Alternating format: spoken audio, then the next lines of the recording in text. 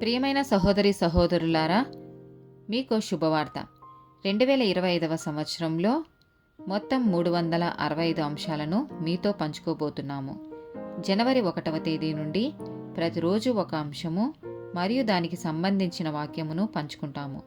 దయచేసి ఆ వాక్యములను వినండి, ధ్యానించండి మరియు ఆశీర్వదించబడండి. దయచేసి సబ్స్క్రైబ్ చేయండి మరియు మీ స్నేహితులతో పంచుకోండి. ధన్యవాదాలు.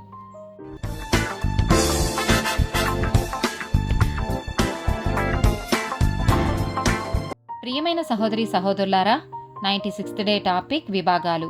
యోహాను సువార్త 6వ అధ్యాయము 60 నుండి 71 వచనాలు. ఆయన శిష్యులలో అనేకులు ఈ మాట విని, ఇది కఠినమైన మాట, ఇది ఎవడు వినగలడని చెప్పుకొనిరి. యేసు తన శిష్యులు దీనిని గూర్చి సనుగుకొనుచున్నారని తనకు తానే ఎరిగి వారితో ఇట్లనెను, దీని వలన మీరు అభ్యంతరపడుచున్నారా? అలాగైతే మనుష్య కుమారుడు మునుపున్న చోటునకు ఎక్కుట మీరు చూచిన ఎడల ఏమందురు? ఆత్మయే జీవింప చేయుచున్నది, శరీరం కేవలం నిష్ప్రయోజనము. నేను మీతో చెప్పి ఉన్న మాటలు ఆత్మయు జీవమునై ఉన్నవి గాని మీలో విశ్వసించని వారు కొందరున్నారని వారితో చెప్పెను. విశ్వసించని వారెవరో, తన్ను అప్పగింపబోవు వాడెవడో మొదటి నుండి యేసునకు తెలియను.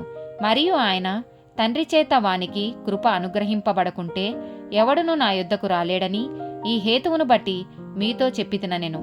అప్పటి నుండి ఆయన శిష్యులలో అనేకులు వెనుక తీసి మరి ఎన్నడూనూ ఆయనను వెంబడింపలేదు.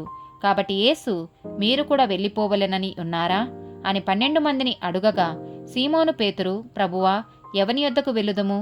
నీవే నిత్యజీవపు మాటలు గలవాడవు, నీవే దేవుని పరిశుద్ధుడవని మేము విశ్వసించి ఎరిగి ఉన్నామని ఆయనతో చెప్పెను.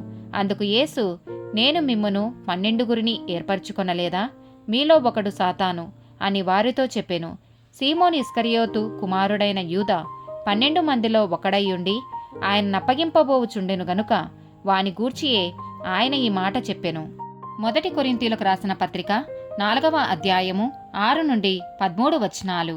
సహోదరులారా, మీరు మమ్మును చూచి లేఖనముల యందు వ్రాసియున్న సంగతులను అతిక్రమింపకూడదని నేర్చుకొని మీరొకని పక్షమున మరియొకని మీద ఉప్పొంగకుండునట్లు ఈ మాటలు మీ నిమిత్తమై నా మీదను అపోల్లో మీదను పెట్టుకొని సాదృశ్య రూపముగా చూపియున్నాను. ఎందుకనగా నీకు ఆధిక్యము కలగచేయువాడెవడు? నీకు కలిగిన వాటిలో పరుని వలన నీవు పొందినది ఏది? పొందియుండియు పొందనట్టు నీవు అతిశయింపనేలా? ఇదివరకే మీరేమియు కొదవలేక తృప్తులైతిరి, ఇదివరకే ఐశ్వర్యవంతులైతిరి. మమ్ముని విడిచిపెట్టి మీరు రాజులైతిరి. అవును, మేమును మీతో కూడా రాజులమగునట్లు మీరు రాజులగుట నాకు సంతోషమే కదా. మరణదండన విధింపబడిన వారమైనట్టు దేవుడు అపోస్తులమైన మమ్మును అందరికంటే కడపట ఉంచి ఉన్నాడని నాకు తోచుచున్నది.